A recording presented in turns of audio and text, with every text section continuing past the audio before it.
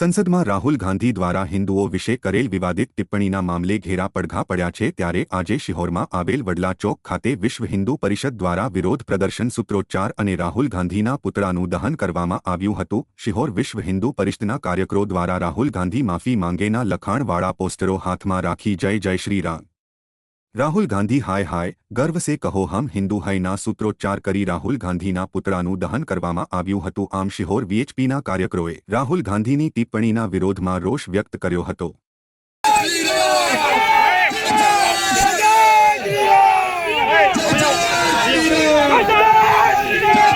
Shri Ram.